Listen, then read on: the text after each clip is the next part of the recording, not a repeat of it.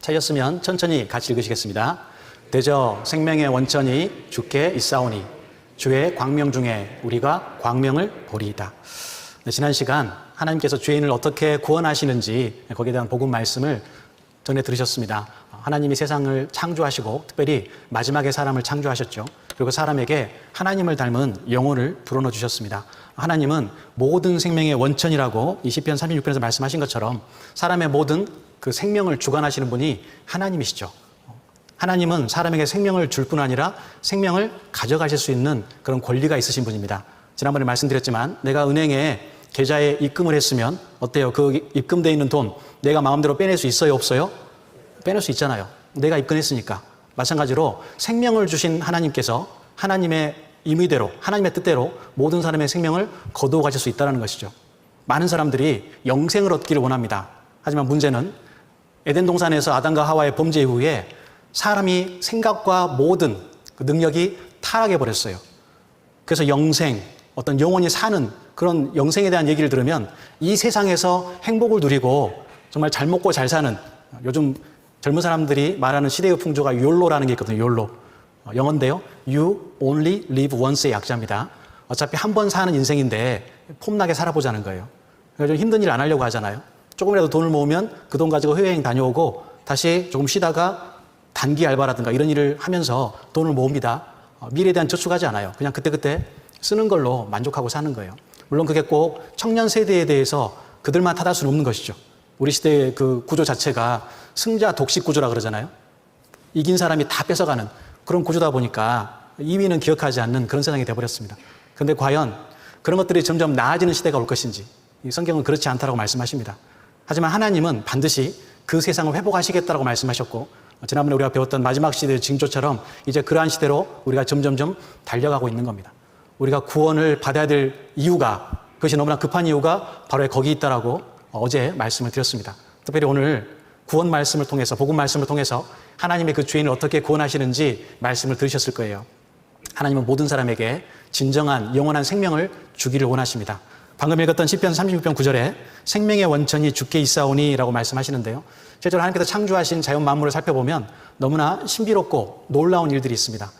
사람은 한 번 죽으면 다시 살아날 수 있을까요? 없을까요? 있어요? 없어요? 없습니다. 그죠?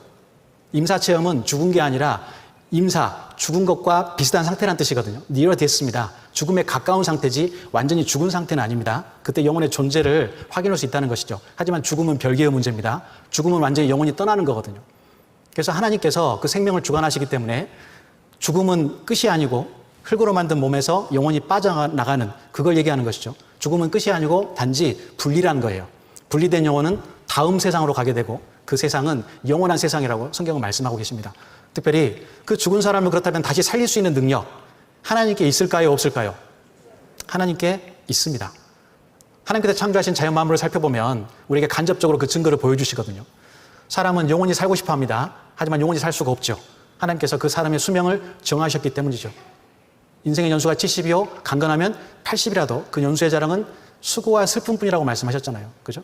그런데 놀랍게도 자연 만물 중에는 죽었다가 살아나는 그런 피조물들이 있어요. 여기 캐나다 송장개구리라는 개구리가 있는데요.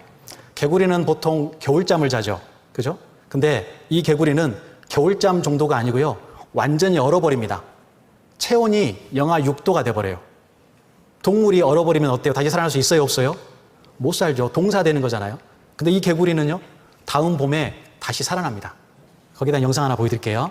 송장개구리 또는 나무숲산 개구리. 겨울은 많은 동물에게 아주 가혹한 계절입니다. 추위가 다가옴과 동시에 덥수룩한 털을 기르거나 따뜻한 움막 속에서 동면하는 동물도 있지만 이런 방한대책을 모두 거부한 것이 바로 이 송장개구리입니다. 캐나다나 미국에 사는 송장개구리는 추위가 닥치면 그대로 얼어버립니다. 말 그대로 얼음에 갇힌 이 개구리는 2~3개월간 체온을 영하 6도로 유지합니다.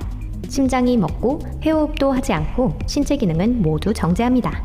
즉 모든 징후로 봤을 때 이 개구리는 죽은 것과 같은 상태가 되는 것인데요. 하지만 봄이 오면 신기하게도 개구리는 부활합니다. 얼음이 녹고 심장이 다시 움직이며 곧 번식 상대를 찾으러 나섭니다. 대단하다고 해야 할지 두렵다고 해야 할지 송장개구리가 추운 겨울을 극복할 수 있는 것은 간 덕분이라고 합니다. 동면에 들어가기 전에 간이 거의 2배로 커지면서 영양을 흡수합니다. 이 송장개구리의 동면의 비밀을 알 수만 있다면 앞으로의 우주여행에서 큰 도움이 될지도 모르겠네요. 신기하죠? 네. 죽었는데 완전히 다시 살아나는 거예요. 그래서 사람들이 이 개구리를 보고요, 냉동인간이라는 어떤 하나의 기술을 이제 응용하려고 합니다. 그래서 2억 3천만 원을 주면 10년 정도 냉동인간 상태로 보관될 수가 있대요. 왜 올려놓냐면 지금 그 사람이 예를 들어 암에 걸려 죽었다든가 뭔가 불치병에 걸려 죽었는데 먼 미래에는 그 병을 고칠 수 있는 기술이 나올 수 있다는 거예요. 사람을 살릴 수 있는 기술도. 그래서 그 사람을 살려내서 다시 살 수 있게 한다는 것이죠. 여러분 그 실현 가능할까요? 불가능할까요? 절대 그런 데 돈 쓰지 마세요. 앞서 말씀드렸지만 이 개구리는 영혼이 있어요? 없어요? 영혼이 없습니다. 하지만 사람에게는 영혼이 있죠. 앞서 말씀드렸듯이 영혼이, 그 죽음이라는 것은 몸과 영혼이 분리되는 거예요. 예를 들어 몸을 살린다고 해보죠. 가정해보죠. 그럼 그 영혼은 어떻게 할 거예요? 영혼을 주관하시는 분은 하나님이십니다. 죽은 그 몸에 영혼을 넣을 수 있는 능력은 사람에게 없는 거예요. 하나님이 생명의 원천이시거든요. 그래서 하나님은 이런 자연 만물을 통해서 하나님의 능력을 보여주시죠. 우리가 주위에서 흔히 볼 수 있는 이 애벌레가 나비가 되는 과정도 그렇습니다. 애벌레는 땅을 기어다니면서 또는 나무 위를 기어다니면서 잎을 갉아먹죠. 그죠? 그런데 죽은 것처럼 고치를 틀고 어느 기간 동안 들어가 있다가 나오면 뭐가 돼요? 나비가 됩니다. 그때는 땅을 기어다녀요? 하늘을 날아다녀요? 하늘을 날아다니죠. 나뭇잎을 먹을까요? 꿀을 먹을까요? 꿀을 먹어요. 완전히 다른 존재가 되는 겁니다. 똑같은 알에서 나왔는데. 우리는 날마다 이런 기적을 보고 사는 것이거든요. 그래서 어떤 과학자는 이렇게 애벌레가 나비가 되는 것을 쿠쿠 전기 밥솥이 바람에 날려 하늘로 올라갔다가 A380 최신 여객기가 되는 것과 똑같다고 얘기를 합니다. 이건 불가능한 일이라는 거예요. 근데 하나님께서 그런 자연의 그런 기능들을 다 만들어 두셨잖아요. 그런 능력을 다 보여주셨지 않습니까? 왜냐하면 하나님께서 그 모든 생명에 관한 주관자시기 때문이에요. 생명을 주기도 하고 빼앗기도 하고 엄청난 능력을 통해서 하나님의 그 능력과 그 신성을 만드신 만물에 분명히 보여주신다는 것이죠. 여기 사무엘상 2장 6절 여호와는 죽이기도 하시고 살리기도 하시며 음부에 내리기도 하시고 올리기도 하시는도다. 하나님은 사람을 죽이기도 하시고 살리기도 하십니다. 실제로 성경의 기록들을 보면 하나님의 능력으로 죽었다가 살아난 사람들이 있거든요. 근데 놀랍게도 그 능력을 행하신 분이 사람의 몸으로 오신 예수님도 그 능력을 행하셨다는 거예요. 성경에 누가복음 7장에 예수님께서 나인성 과부의 아들을 살리신 그 사건이 나옵니다. 가까이 오사 그 관에 손을 대시니 맨자들이 서는지라 예수께서 가라사대 청년아 내가 내게 말하노니 일어나라 하시매 죽었던 자가 일어앉고 말도 하거늘. 나인성 과부의 아들을 살리셨고요. 그리고 야이로의 딸을 살리셨습니다. 12살 먹었던 회당장 야이로의 딸을. 여기 누가복음 8장에 모든 사람이 아이를 위하여 울며 통곡하며 예수께서 이르시되 울지 말라 죽은 것이 아니라 잔다 하시니 저희가 그 죽은 것을 아는 거로 비웃더라. 예수님은 그 아이가 죽은 게 아니라 잔다라고 말씀하셨어요. 왜요? 곧 살리실 것이기 때문에. 근데 그 옆에 있던 사람들은 어떤 반응을 보였습니까? 그 말을 듣고 비웃었어요. 야, 죽은 사람을 살린다고? 어떻게 그렇게 할 수 있겠어? 비웃었겠죠. 근데 예수님께서 아이의 손을 잡고 불러 가라사대 아이야 일어나라 하시니 그 영이 돌아와 아이가 곧 일어나거늘 예수께서 먹을 것을 주라 명하신대. 여러분 이 야이로의 딸이 살아난 사건 어때요? 신화나 전설일까요? 사실일까요? 사실입니다. 성경은 사실이라는 거 우리 계속 배웠지 않습니까? 이 야이로의 딸도 실존했고요. 실제 이 아이가 살아서 일어난 사건이 일어났던 거예요. 여기서 죽음에 대한 것을 우리에게 알려주시죠. 아이가 살아날 때 뭐가 돌아왔어요? 영이 돌아왔다고 되어 있거든요. 영이 빠져나가는 게 죽음이고 영이 돌아오면 살게 되는 거예요. 그 능력을 예수님께서도 행하셨다는 것이죠. 특별히 가장 큰 기적은 죽은 지 나흘 된 나사로를 살리신 기적이죠.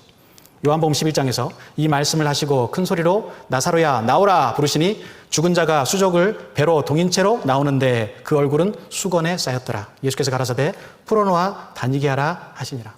여러분 예수님께서 공생의 당시에 3명의 죽은 자를 살리셨어요. 이 능력은 뭐냐면 예수님이 신성을 가진 제2위의 삼위일체 하나님이시다라는 것을 보여주기 위해서도 되고요. 또 정말 이 죽은 자가 살아난 것처럼 살아있을 때 예수 그리스도를 믿은 사람은 죽음 이후에 다시 부활할 수 있다는 거예요. 그걸 우리에게 알려주시기 위해서 이 기적을 보여주신 겁니다. 정말 중요한 것은 우리가 육체로는 죽더라도 다시 마지막 날에 살아날 수 있다는 겁니다. 그걸 위해서 하나님께서 사람을 만드셨거든요. 세상에 많은 사람들이 살고 있습니다. 그 사람 중에 나도 있죠. 하나님께서 왜 사람을 만드셨을까요? 왜 하나님께서 나를 만드셨을까요? 나는 왜 지금 살아가고 있을까요? 가장 큰 창조의 목적은 뭐냐면 살아있을 동안에 하나님의 살아계심을 알고 또 하나님께서 내게 주신 예수 그리스도의 십자가의 그 보혈의 공로로 그것을 믿음으로 천국 갈 수 있는 영생을 얻으라고 나를 창조해 주신 거예요. 나를 천국에 들어가게 하시려고. 한마디로 하면 나를 마침내 하나님처럼 되게 하시려고 나를 만드신 겁니다. 단지 이 땅에서 먹고 사는 문제 때문에 이 땅에 속한 지체로 사는 걸로 끝내는 게 아니고요. 우리가 천국에 가면 하나님처럼 되거든요. 하나님이 되는 건 아닙니다. 근데 하나님처럼 돼요. 더 이상 눈물도 없고 슬픔도 없고 고통도 없고 죽음도 없습니다. 마음속에 미움이 없어요. 또 주께서 나를 아신 것처럼 나도 주를 온전히 압니다. 얼굴과 얼굴 대화를 본 것처럼, 즉 완전한 지식을 얻게 되는 거예요. 또 더 이상 내 마음속에 죄성이 사라져요. 가끔 어떤 분들 그런 한탄 하시잖아요. 아이고, 죄라도 안 지었으면 좋겠다고. 그죠? 우리가 구원받고 천국 가면 그 죄성 자체가 사라지는 거예요. 죄 자체를 생각지도 못하는 그런 하나님과 같은 그런 존재가 되는 겁니다. 그걸 위해서 우리를 만드신 거예요. 그것 때문에 내가 이 세상에 살고 있는 겁니다. 어떤 어머님들은 가족을 위해서 살고 자식을 위해 사는 것이라고 얘기하시지만 그건 오해입니다. 나는 하나님께서 귀하게 창조하신 그런 피조물이고 하나님이 나를 천국에 들어와서 하나님처럼 하나님과 함께 영원토록 함께 거하게 하시려고 나를 만드신 거예요. 그게 나의 존재 목적입니다. 겨우 하찮게 어떤 사람을 위해서 내가 사는 게 아니에요. 물론 삶의 과정 중에 나를 필요로 하는 사람들을 만날 때가 있겠죠. 근데 그 사람이 나의 인생의 목적이 될 수는 없는 겁니다. 오직 하나님만이 나를 창조하신 분이기 때문에 그 하나님을 만났을 때, 하나님의 뜻을 온전히 알 때 내가 세상에 살고 있는 완전한 목적을 이루면서 사는 거예요. 그러니까 구원을 받으면은요, 그때부터는 교회를 다니고 말씀을 읽고 기도하는 게 짐이 되는 게 아니라 그때부터 비로소 진정한 인생이 시작이 되는 거예요. 그때부터 내가 진정한 태어난 목적을 이루면서 사는 삶이 시작이 되는 겁니다. 하나님의 말씀을 배우면서 같은 생명을 얻은, 영생을 얻은 형제 자매와 함께 교제하면서 그 몸된 교회 가운데서 지극한 평강을 누리면서 사는 것이 내가 천국에 가기 전까지의 완전한 그리스도인의 삶이라는 것이죠. 하나님은 그거 원하세요. 그래서 그걸 위해서 가장 소중한 독생자를 이 땅에 보내주셨습니다. 디모데전서 2장 4절 말씀 같이 읽으시죠. 하나님은 모든 사람이 구원을 받으며 진리를 아는데 이르기를 원하시느니라. 여기 모든 사람이라고 되어 있죠. 특히 누굴까요? 예, 나예요, 나. 어떤 분들이 구원을 잘 이렇게 확실하게 확증을 못 하시냐면 성경에 있는 모든 말씀들을 자기와는 별개로 생각하십니다. 세상 모든 사람, 많은 사람, 그렇게는 얘기를 하시는데 나를 위해서란 말은 선뜻 이렇게 안 나오는 분들을 만날 때가 있어요. 실제로 그런 분들 보면 구원이 이루어지지 않은 분들을 만나거든요. 그래서 가끔 저는 이제 상담할 때 이런 질문을 드립니다. 만약에 이 온 세상에 나 혼자 살고 있어요. 세상에 살고 있는 사람이 나밖에 없어요. 그러면 하나님께서 예수님 보내주셨을까요? 안 보내주셨을까요? 보내주셨어요? 하찮은 나를 위해서? 그래도 보내주셨어요? 예, 그렇게 믿는 분은 사실은 하나님과 완전한 관계를 맺으신 분이에요. 어떤 분들은 가끔 에이, 설마 나를 위해 보내주셨겠어요? 이렇게 대답하는 분을 만날 때가 있거든요. 이 세상에 나 혼자 살고 있을지라도 하나님은 예수님을 보내주셨습니다. 왜요? 하나님은 모든 사람이 구원받기를 원하시거든요. 그 모든 사람 중에 가장 대표가 누구예요? 나예요, 나. 하나님은 김한민이 구원을 받으며 진리를 아는 이르기를 원하시느니라. 이렇게 바꿔 읽어도 돼요, 안 돼요? 되잖아요. 여기 계신 우리 어르신들 이름 넣어도 될까요, 안 될까요? 되죠. 한번 그렇게 바꿔서 읽어볼까요? 저는 제 이름 넣겠습니다.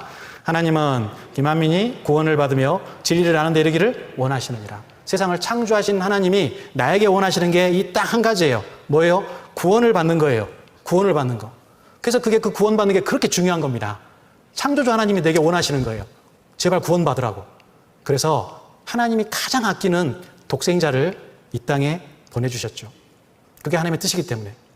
많은 분들이 교회를 다니면서 하나님이 교회에서 열심히 하나님을 섬기고 봉사하는 것이 하나님 뜻이라고 오해를 하십니다. 그게 아닙니다. 요한복음 6장 40절에 하나님의 뜻을 정확하게 말씀하시는데요. 내 아버지의 뜻은, 즉 하나님의 뜻은 아들을 보고 믿는 자마다 영생을 얻는 이것이니 마지막 날에 내가 이를 다시 살리리라 하시니라. 이게 하나님의 뜻이에요. 무조건 교회 가서 교회 출석하면서 주일날 빠지지 않고 다니고 거기서 직분 얻고 11조 내고 기도하고 그러라고 우리를 부르신 게 아니라 아들을 보고 믿으라는 거예요. 그 사람에게 영생을 주겠다는 겁니다. 왜요? 그게 나를 이 땅에 창조하신 목적이거든요. 그 목적을 이루고 살라는 거예요. 근데 그것은 믿음으로 되는 거예요. 행위로 되는 게 아니라. 내가 열심히 교회를 다니고 열심히 성당을 다니고 열심히 뭔가 행해야 얻는 게 아니라 아들 예수 그리스도를 보고 믿는 것. 아, 예수님께서 십자가에 돌아가시면서 나의 모든 죄, 과거죄, 현재죄, 미래죄까지 그 피로 다 나의 죄값을 치르셔서 내게 영생을 주셨구나. 나를 구원해 주셨구나. 이걸 믿으라는 거예요. 그럼 그 믿는 사람을 마지막 날, 즉 우리가 죽음을 건너가든지 아니면 다시 오실 주님 앞에 섰을 때 그때 내가 이를 다시 살리리라. 하나님께서 우리를 다시 살리신대요. 앞서 보셨던 캐나다 송장개구리를 다시 살리신 것처럼 그 능력으로 우리를 다시 살리셔서 완전한 영생의 몸으로 만들어 주신다는 겁니다. 이게 하나님의 뜻이에요. 하나님의 온전하신 뜻입니다. 그런데 종교 생활에 익숙하신 분들은 이 하나님의 뜻을 잘 모르세요. 저도 그랬습니다. 저도 이 구원을 받기 전에는요, 특정 다른 교단에 다니고 있었는데요. 그때는 하나님의 뜻을 전혀 몰랐습니다. 왜냐하면 성경을 제대로 배워본 적이 없거든요. 물론 교리 공부할 때 한 석 달 동안 그 말씀을 배운 적이 있었지만 성경을 가지고 한 게 아니고 그냥 교리책 얇은 거 가지고 하나 배웠습니다. 그리고 그때 배웠던 게 뭐냐면 세례를 받으면 원죄와 지난죄는 없어지고 앞으로 지을 죄는 내 힘으로 열심히 고해성사하고 십계명 지키면서 죄를 지을 때마다 자복하고 그렇게 하나하나 죄를 씻어가는 삶을 살아야 나중에 죽어서 또 연옥에 들어가서 못다 씻은 죄를 다 정결하게 하면 그 다음에 천국에 들어간다고 그렇게 배웠습니다. 근데 저는 그게 맞는 줄 알았어요. 왜냐하면 성경을 몰랐거든요. 열심히 다녔습니다. 나름 찬양도 했고요.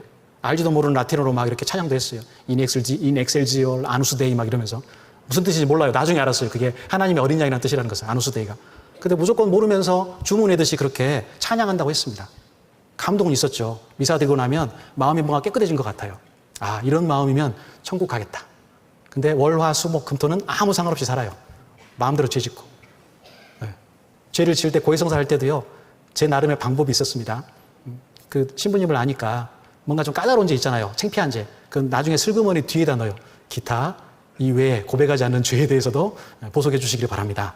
그러면 고해성사 얻으면 십자가의 길 하든지 큰 죄는 아니면 뭐 성모성 하든지 그렇게 해서 씻는 줄 알았습니다. 그렇게 믿고 살다가 제 아내가 먼저 구원을 받고 저를 전도해서 말씀을 배워보니까 그게 아니었어요. 히브리서 9장 12절 말씀을 듣고 구원을 받았거든요. 염소와 송아지 피로 하냐고 오직 자기 피로 영원한 속죄를 이루사 단번에 성소에 들어가셨느니라 그 말씀을 전해주시면서 저를 상담했던 전도사님이 우리 선생님의 죄를 예수님이 십자가에 돌아가실 때 과거죄, 현재죄, 앞으로 지을 미래죄까지 다 해결하셨습니다. 이 말씀 믿으세요? 저한테 그걸 물어보시더라고요. 저는 이렇게 대답했습니다. 믿죠. 하나님 말씀인데. 아, 그래서 예수님이 돌아가셨군요. 내가 앞으로 지을 죄까지 다 해결하기 위해서. 저는 그렇게 구원을 받았습니다. 아주 덤덤했어요. 뭐 감정이 벅차서 울거나 그러지 않았어요. 오히려 제 아내가 제가 구원받았다고 하니까 막 펑펑 울더라고요. 좀 창피하더라고요. 뭐 구원받은 게 그렇게 크다고 우나. 나중에 알았습니다. 얼마나 큰 의미인지. 하나님은 그걸 원하시는 거예요. 아들을 보고 믿는 자마다 영생을 주시겠다라고 성경을 통해 계속 말씀하셨고 그걸 믿는 자에게 실제로 영생을 주십니다.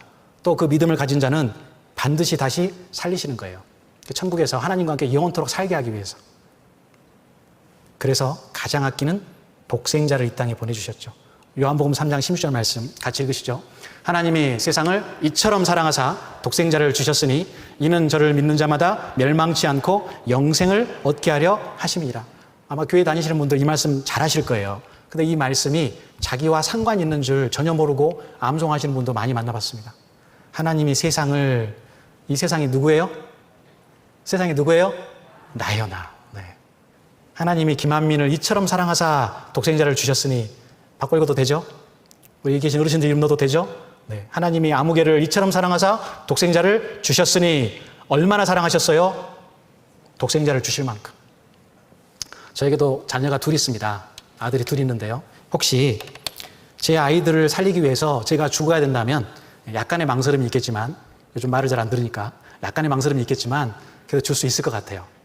특히 우리 어머님들은 확실하게 더 주실 수 있겠죠. 네. 그게 부모 마음이잖아요. 그런데 절대 줄 수 없는 게 있습니다. 뭐냐면 우리 아이들을 다른 사람을 살리기 위해서 우리 아이들의 목숨을 줘야 된다면 어때요? 줄 수 있을까요? 없을까요? 줄 수 없을 것 같아요. 그것도 내 아들이 대신 죽어야 될 사람이 크나큰 죄인이라면. 그죠? 그런데 하나님은 나 같은 죄인을 위해서 가장 아끼는 독생자 예수 그리스도를 주셨어요. 죄인인 나를 위해서. 여러분 살면서 이런 사랑 받아본 적 있으세요? 그것도 세상을 창조하신 창조주가 피조물인 나를 위해서 자기의 아들을 죽는 데까지 내주는 이런 사랑을 받아본 적 있으십니까?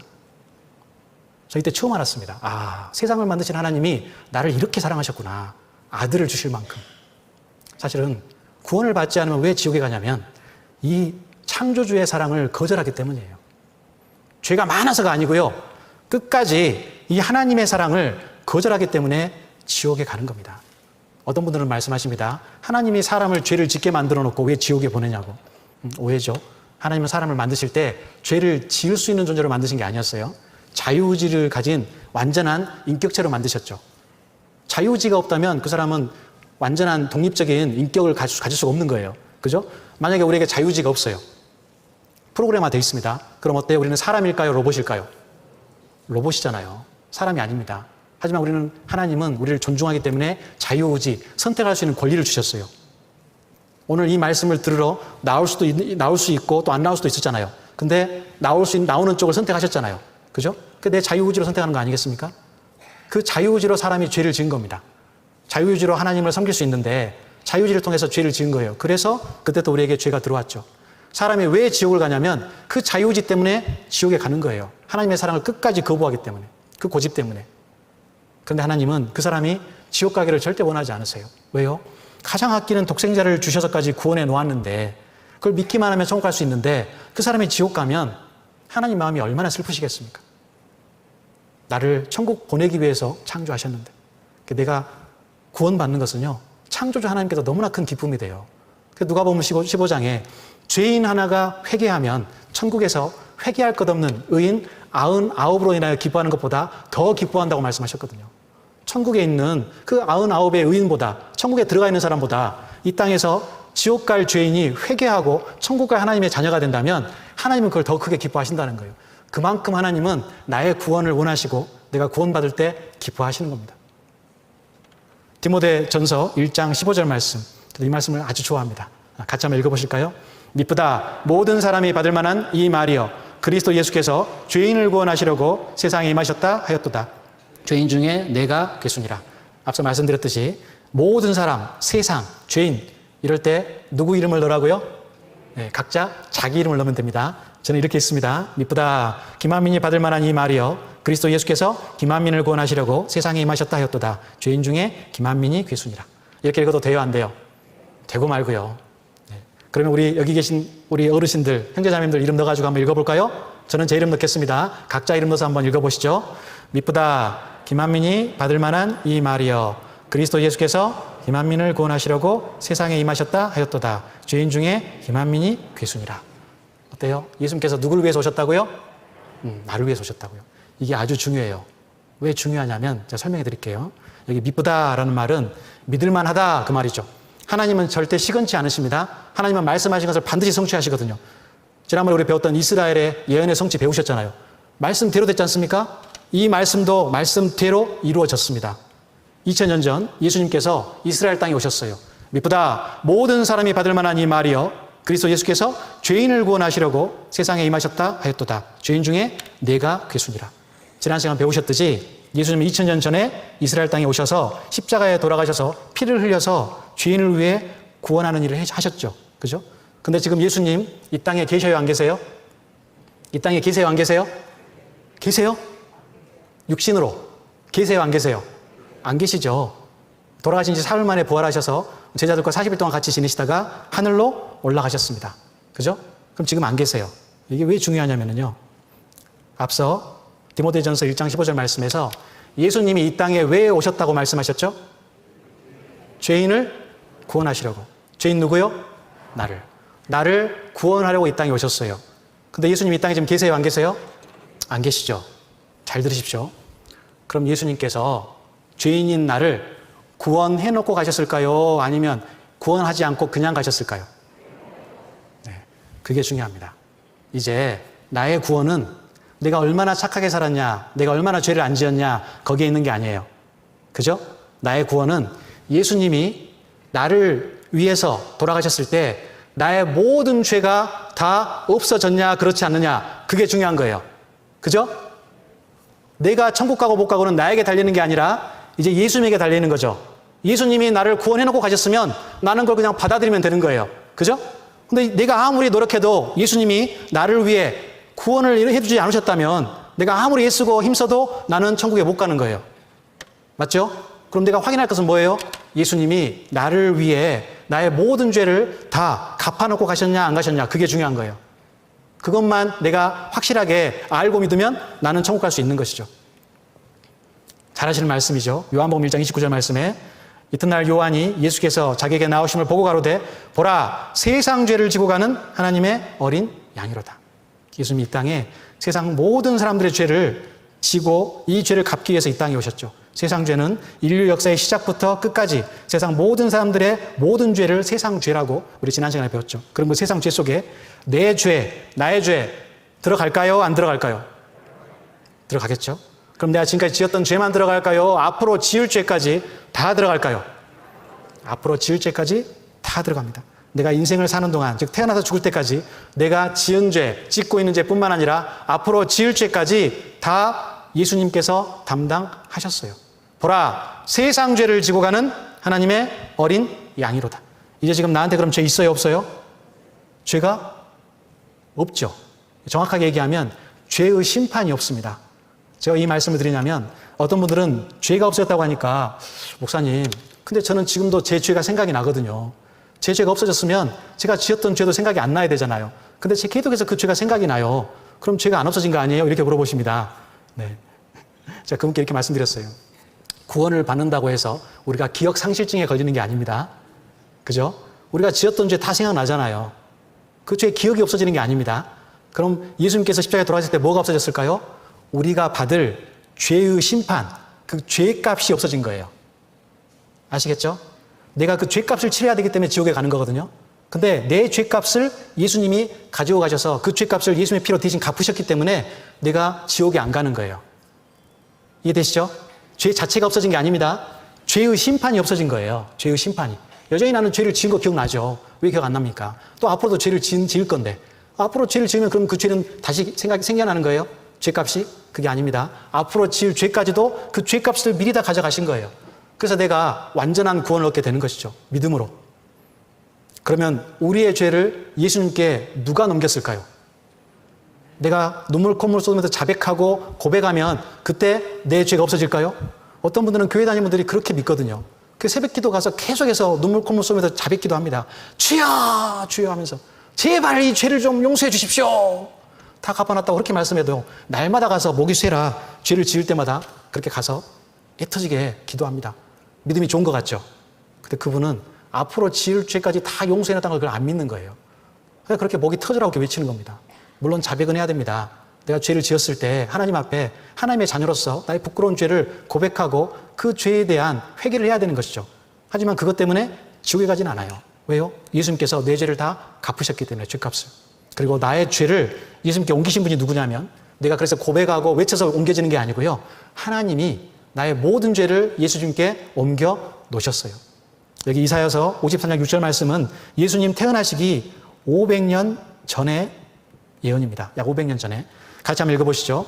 우리는 다 양 같아서 그릇 행하여 각기 제 길로 갔거늘 여호와께서는 우리 무리의 죄악을 그에게 담당시키셨도다.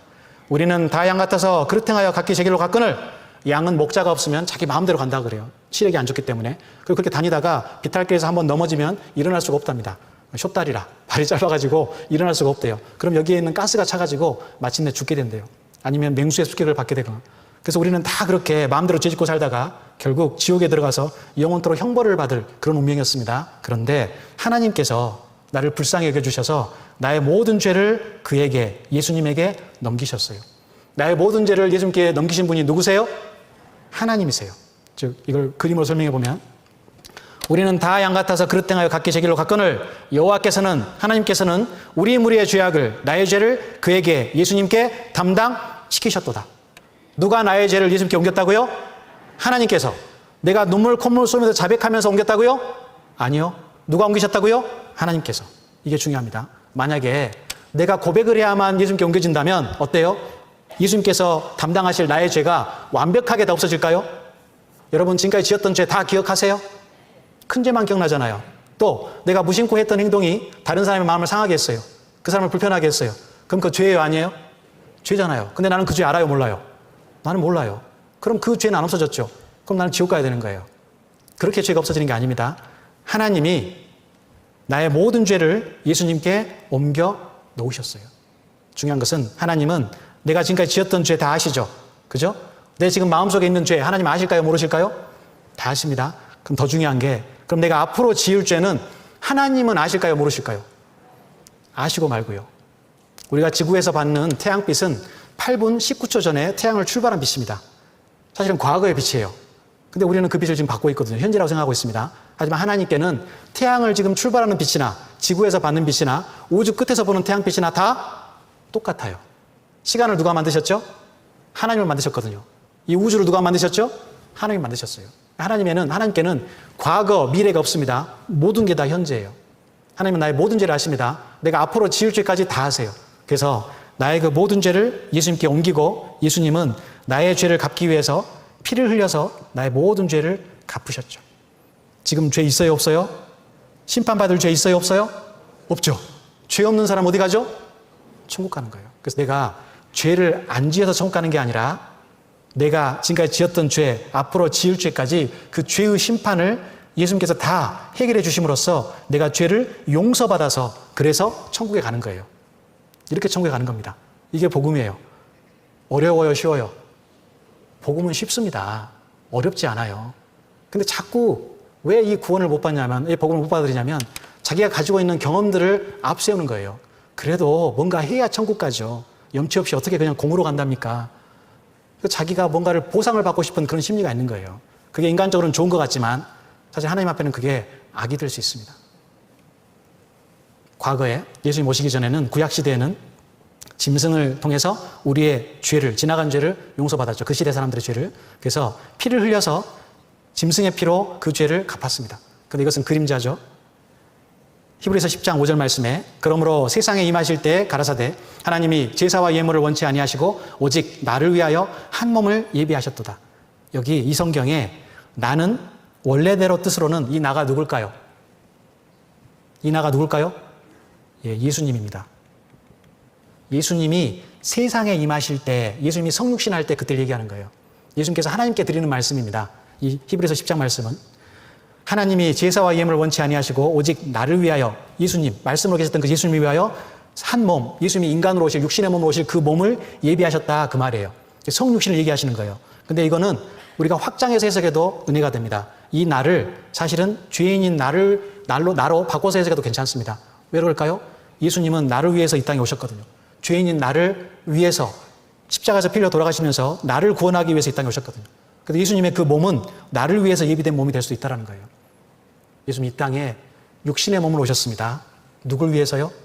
죄인인 나를 위해서. 그래서 그 거룩한 예수님께서 사람의 몸을 입고 이 땅에 오신 거예요. 속죄 어린 양 대신에 하나님의 어린 양 예수님께서 오셔서 십자가에 매달려 돌아가시면서 나의 모든 죄를 다 갚아주셨습니다. 그가 찔림은 우리의 허물을 인하며 그가 상함은 우리의 죄악을 인함이라. 그가 징계를 받음으로 우리가 평화를 누리고 그가 채찍에 맞음으로 우리가 나음을 입었도다. 여기 그가 누굽니까? 이게 예수님이시죠. 예수님이 찔리고 상하고 징계를 받고 채찍에 맞음으로 우리는 누구예요? 예, 나입니다. 나. 내가 나의 허물과 죄악이 갚아지고 평화를 누리고 나음을 입었다는 거예요. 사실은 예수님을 십자가에 못 박아 죽인 것은 로마 군병이 아니고요. 바리새인과 서기관들이 아니고 납니다. 나. 나의 죄가 그 거룩하신 그분을 십자가에 못 박아 죽인 거예요. 그걸 정확하게 마음에 받아들이신 분은 예수님의 죽음이 나의 죽음이 되고 예수님의 부활이 나의 부활이 되는 거예요.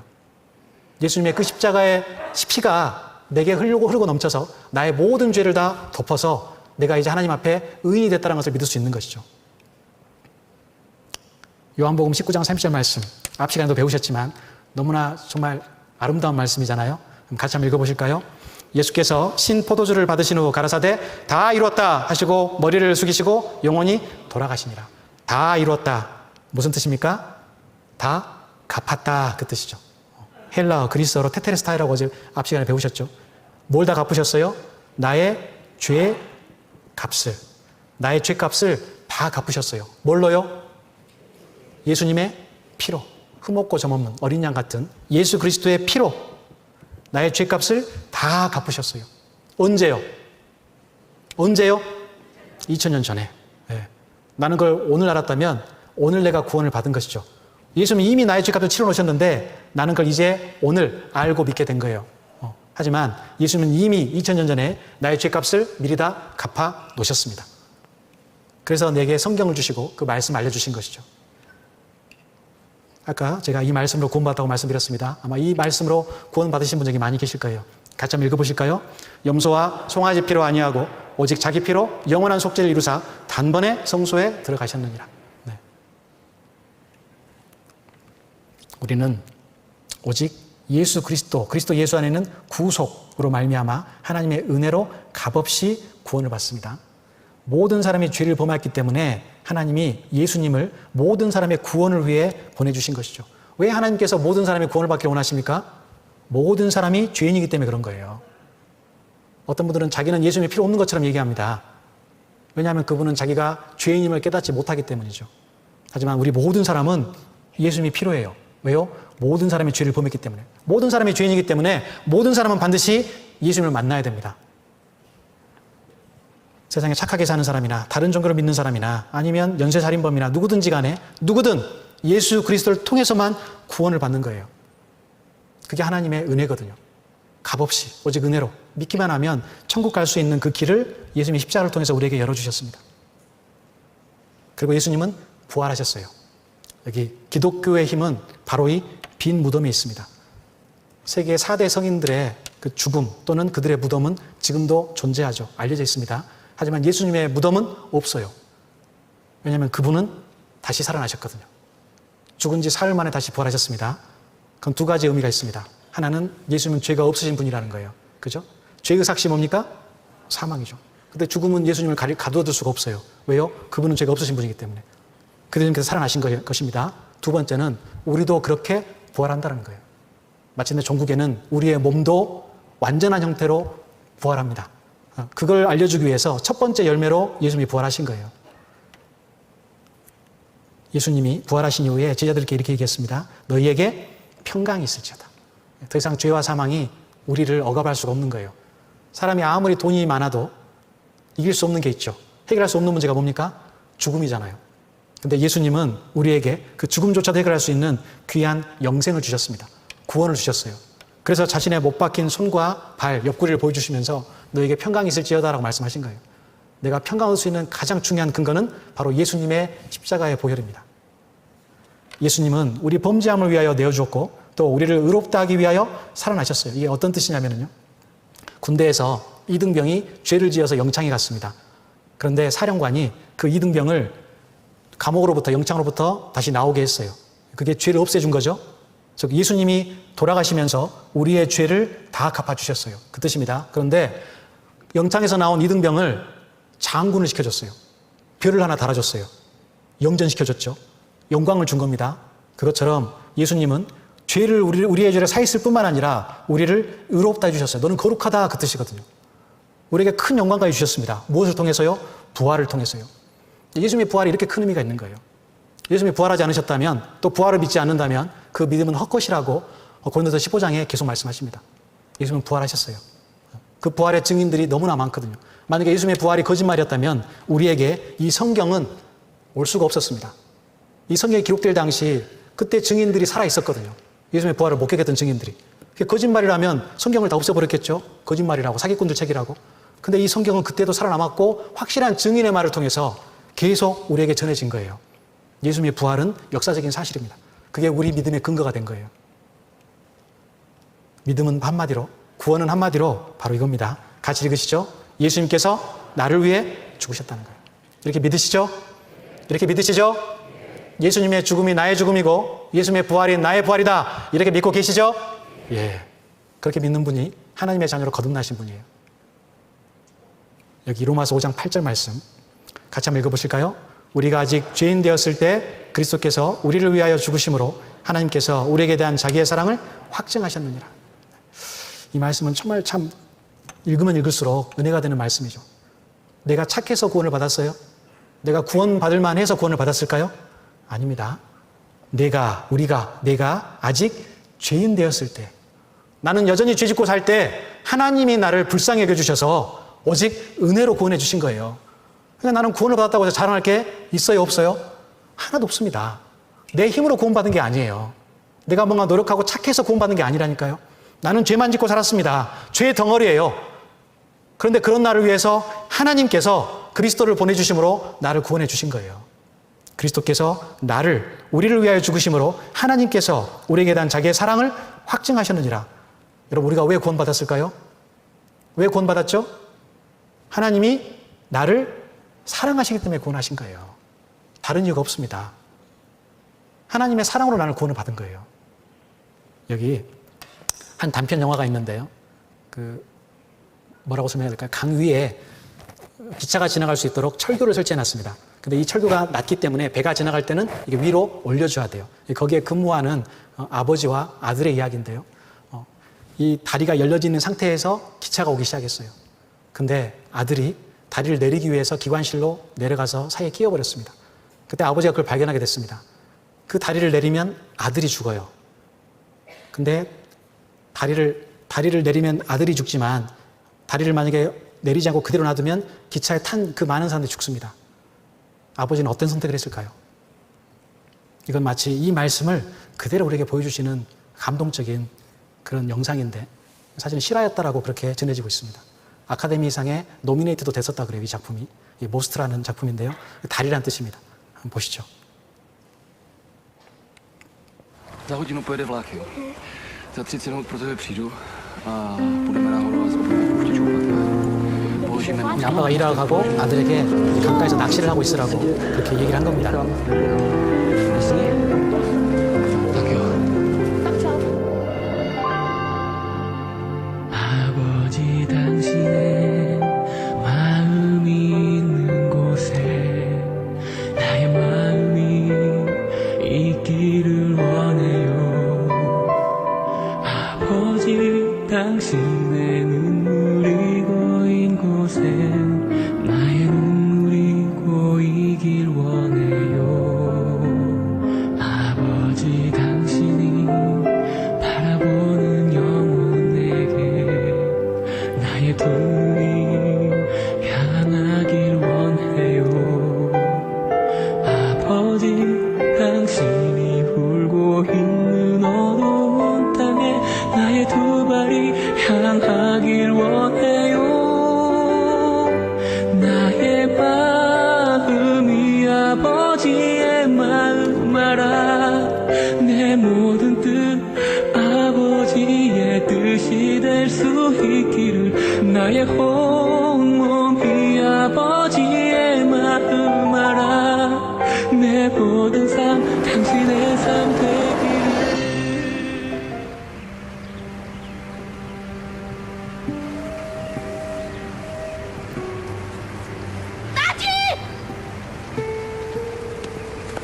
Tati, mládě, nemoc brzo!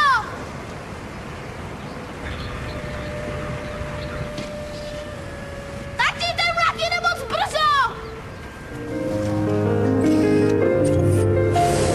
아버지 당신의 마음이 있는 곳에 나의 마음이 있기를. 기차에 탄 사람들은 이런 상황을 전혀 모르고 있습니다. 아버지 당신의 눈물이 고인 곳에 나의 눈물이 고이길 원해요. 아버지 당신이 바라보는 이제 아버지가 기차가 오는 것을 봤죠. 아들을 찾습니다. 향하길 원해요. 아버지 당신이 울고 있는 어두운 밤에 나의 두 발이 향하길 원해요.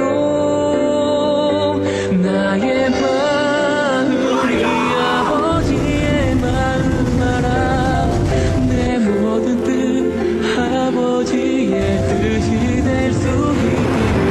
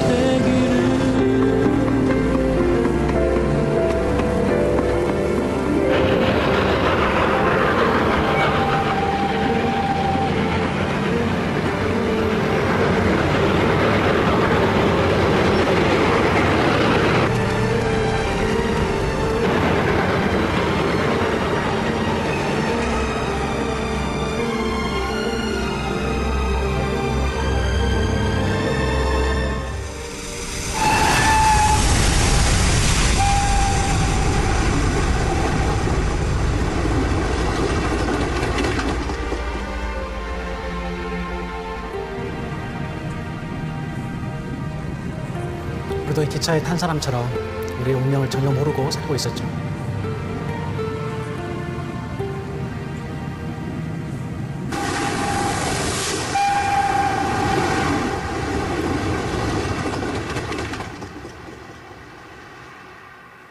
Rádi, vamos ter na zima. Si vezmeme horkou čokoládu.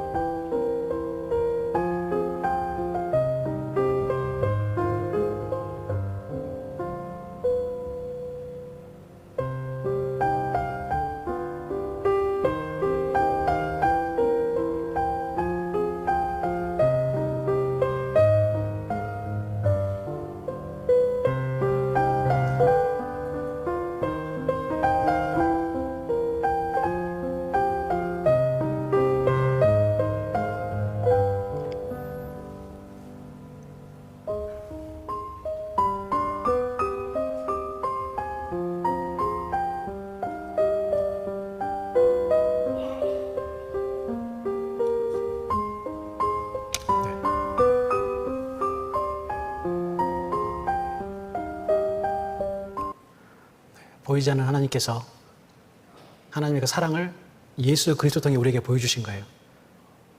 그래서 그걸 믿는 사람에게 누구든지 천국 갈 수 있는 그 구원을 선물로 주신 것이죠. 이 구원의 선물에 대해서는 앞서 살펴보셨기 때문에 넘어가겠습니다. 대신 이제 구원에 대한 용어를 좀 설명해 드리겠습니다. 구원에 많은 그 의미들이 있는데요. 구원 받았다는 것은 죄사함이죠. 죄사함 받았다는 말이고, 그리고 의롭게 됐다, 아까 설명해 드렸죠. 그리고 거듭났다, 죄인으로 태어난 내가 하나님의 자녀, 천국 갈 수 있는 그 하나님의 자녀로 다시 태어난 것을 얘기합니다. 영생 얻었다, 천국 갈 수 있다는 것이죠. 하나님의 자녀가 됐고 이제 성령을 주십니다. 구원받은 사람에게 선물로 성령을 주시거든요.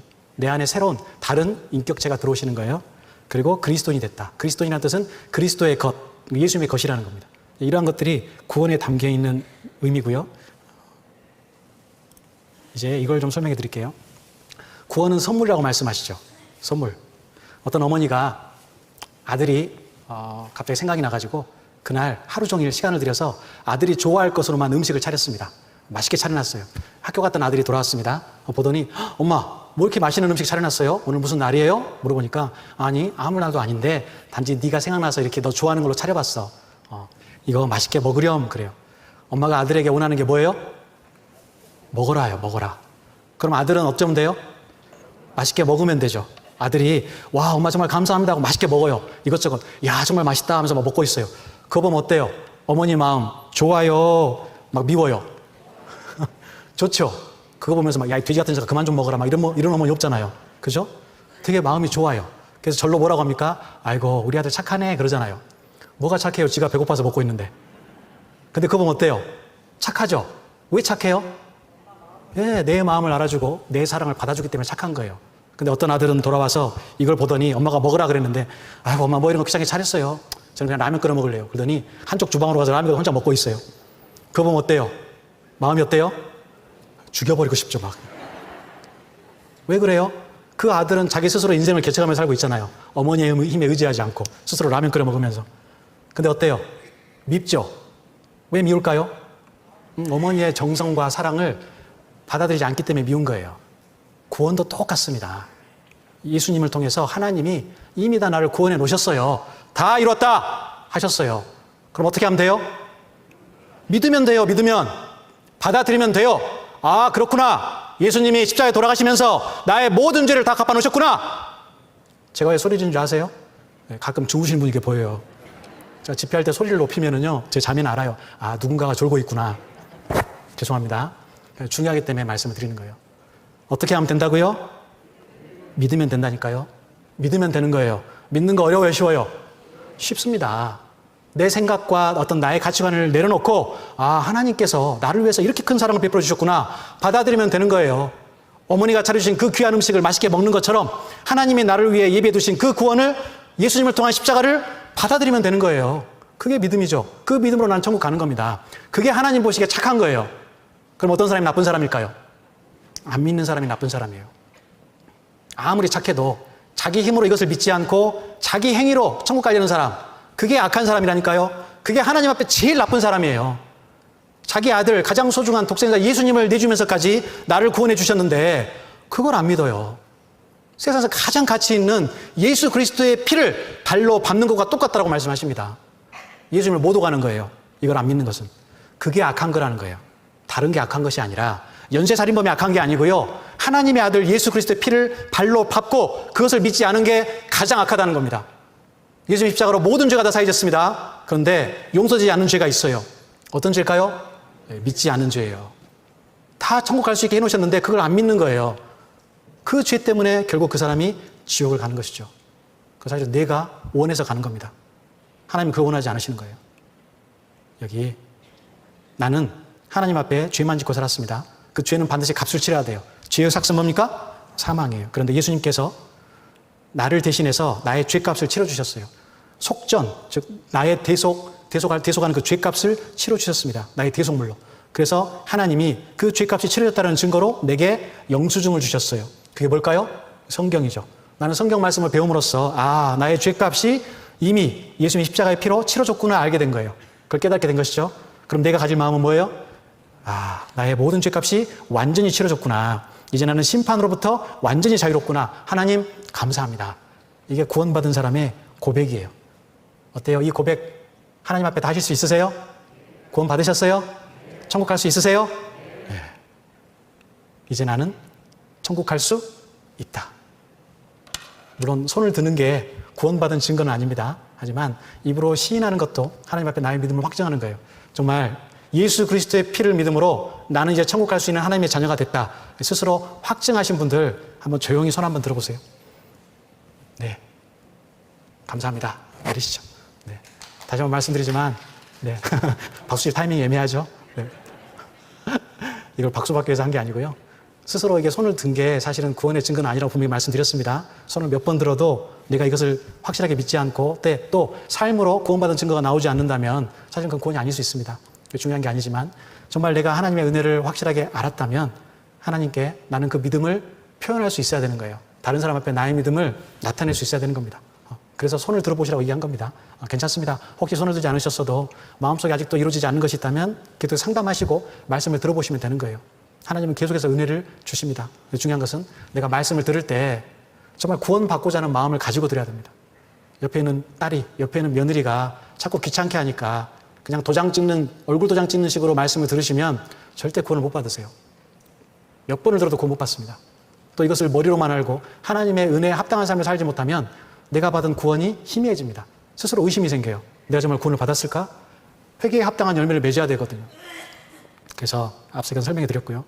여기 이제 남은 시간 저도 이제 상담을 하다 보면 구원에 대해서 가끔 그 공통적으로 받는 질문들이 있습니다. 구원에 대해서 예수님에 대한 십자가의 그 사역은 알겠는데 좀 궁금한 게 몇 가지 해결되지 않는 것들이 있으신가 봐요. 이런 질문들을 주십니다. 첫 번째로 예수님 한 분이 돌아가셨는데 어떻게 세상 모든 사람들의 죄가 없어집니까? 이걸 물어보신 분이 계세요. 네, 여기 대답을 드리겠습니다. 로마서 5장 19절에 한 사람의 순종치 아니함으로 많은 사람이 죄인 된 것 같이 한 사람의 순종하심으로 많은 사람이 의인이 되리라. 앞에 있는 파란 세로 된 순종치 않은 한 사람, 이건 누굴까요? 예, 아담이죠. 아담의 범죄로 많은 사람, 즉 모든 사람이 죄인이 됐습니다. 그죠? 그런데 한 사람의 순종하심, 이 뒤에 순종한 사람은 누구시죠? 예수님이시죠. 예수님의 순종하심으로 많은 사람이 의인이 된 거예요. 이게 뭐냐면 대표성의 원리라고 보통 이렇게 얘기하는데요. 이겁니다. 우리나라가 일본과 국가대표 축구를 해요. 여기 축구 시합에 몇 명 뛰죠? 축구 시합에 몇 명 뛸까요? 예, 11명이 뜁니다. 제가 한 가지 질문 던져보겠습니다. 왜 축구 경기에 11명이 뛰는 줄 아세요?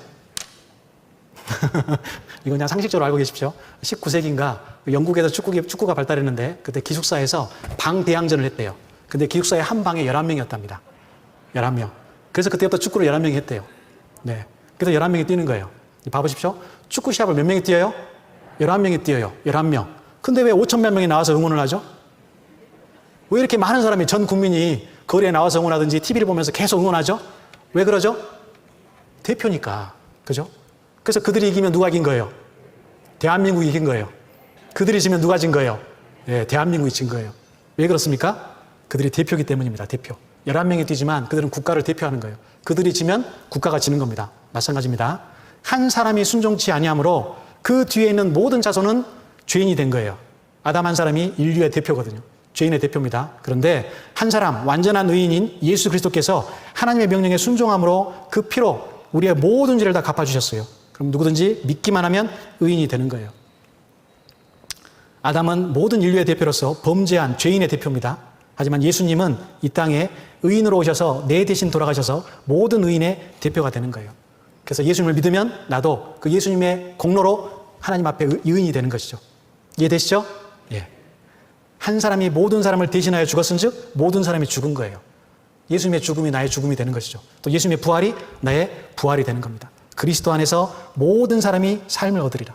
아담으로 인해서 다 죽은 죄인이 됐지만 예수 그리스도를 믿음으로 그 안에서 모든 사람이 삶을 얻는 겁니다. 두 번째, 아직 짓지도 않는 미래 죄가 어떻게 없어졌나요? 이거 질문을 많이 하시죠. 내가 지금까지 지었던 죄가 용서받은 것은 믿겠습니다. 그런데 아직 짓지도 않았는데 그 죄가 어떻게 없어집니까? 앞 시간에 우리 김인근 목사님께서 잘 설명해 주셨습니다. 조금 다른 차원에서 말씀을 드리겠습니다. 하나님은 어떤 분이시냐면 시공을 초월하신 분이세요. 시간과 공간에 구애를 받지 않으신 분이죠. 요한계시록 1장 8절에 주 하나님이 가라사대 나는 알파와 오메가요. 이게 뭐냐면요, 우리말로 따지면 기역과 희역이요, 그 말이에요. 여기 자음의 시작이 기역이죠. 자음의 끝이 뭐예요? 희역이잖아. 즉 세상의 시작과 끝이다, 그 말입니다. 알파 오메가라는 뜻이. 하나님은 시작, 처음과 끝이자 이제도 있고 전에도 있고 장차 올 자라는 겁니다. 지금 현재에도 계시고 전에도 과거에도 계시고 장차 올 자, 미래에도 계시다는 거예요. 편재하다라고 어려운 말로 얘기하는데요, 언제나 존재한 분이라는 뜻입니다. 언제나 어느 장소에나, 그리고 전능하신 분이라는 것이죠. 즉 하나님은 모든 시간에 존재하세요. 특별히 예수님께서는 어제나 오늘이나 영원토록 동일하시다고 말씀하시는데, 어제는 앞서 말씀에서 전에도죠. 그리고 오늘이나는 이제도입니다. 영원토록은 장차 올 자, 그 말이에요. 즉 예수님도 하나님이시기 때문에, 제2위 하나님이시기 때문에 예수님도 편재하신 분입니다. 모든 것을 다 아신 분이세요. 그런데 자꾸 나를 기준으로 보니까 나의 과거죄, 미래죄 구분이 되는 거예요. 그죠? 그러니까 내가 아직 짓지도 않은 죄를 어떻게 용서받냐, 그렇게 생각하는 것이죠. 관점을 바꿔야 됩니다. 나의 죄는 언제 없어졌죠? 예수님께서 십자가에 돌아가셨을 때, 그때 구원을 이루셨잖아요. 다 이뤘다. 그럼 예수님 언제 돌아가셨어요?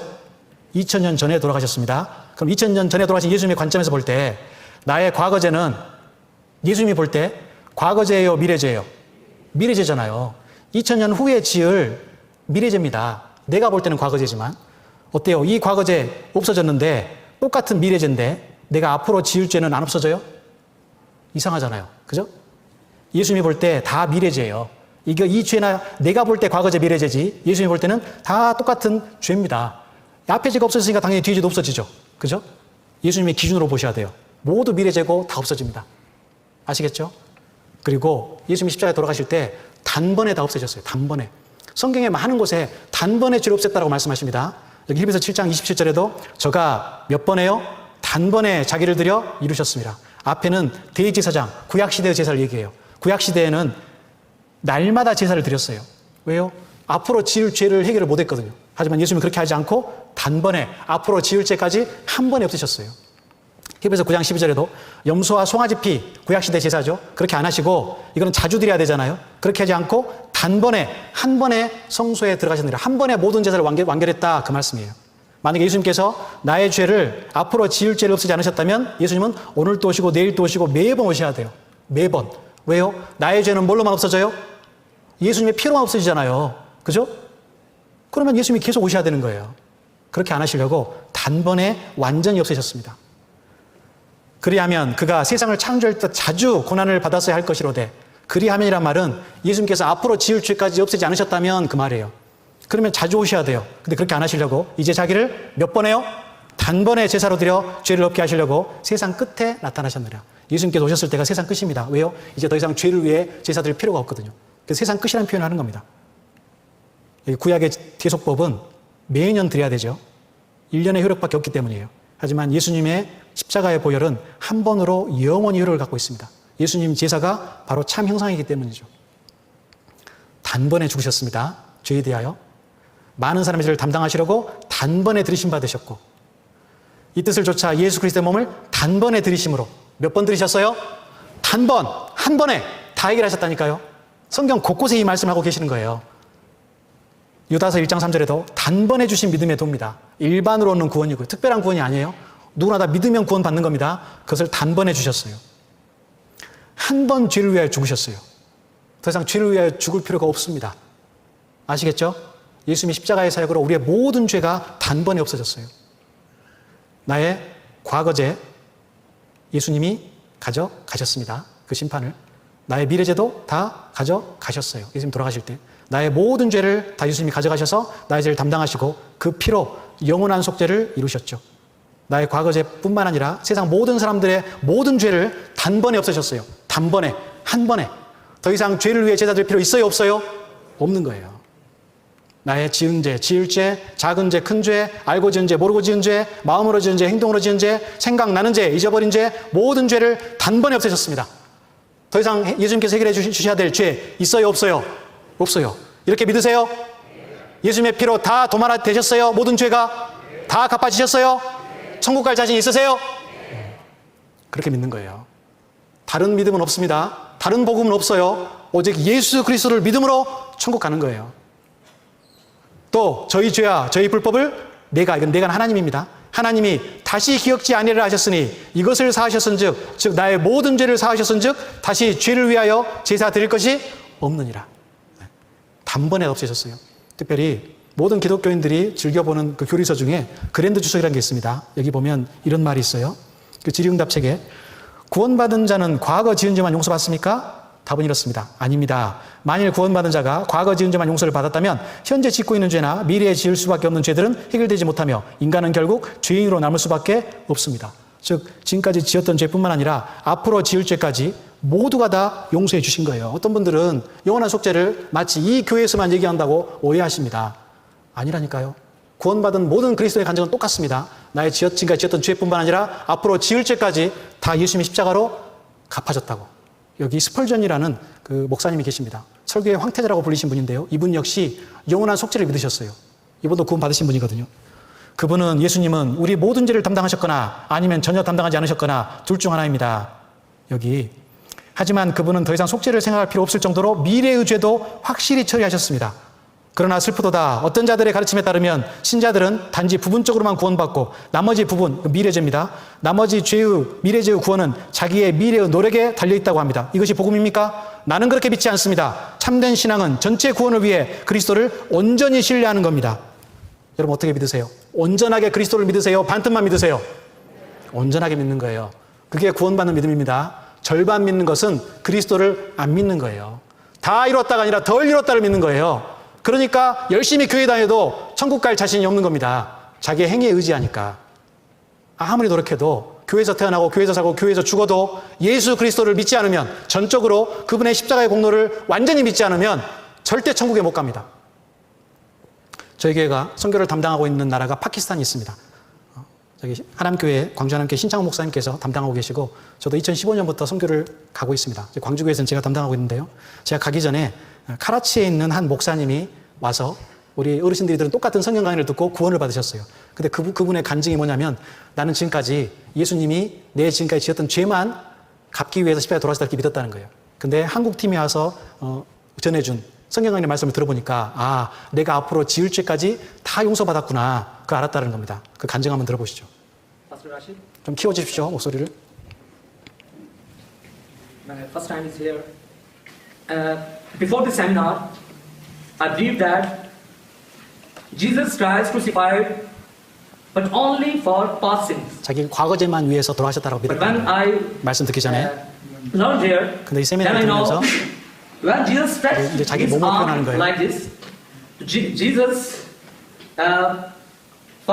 forgave my sins, past, 과거, present, 현재, and future 미래죄 sins. 다 용서해 주셨다. And now I believe, thanks 이제 God, 믿음이 my 확실해진 faith is 겁니다. very strong now. I hope I'm in the heaven. 박수 들으십시오. 네, 이분의 말을 다시 한번 말씀드리면 이렇습니다. 나는 지금까지 예수님이 이렇게 돌아가신 줄 알았다는 거예요. 내 과거죄만.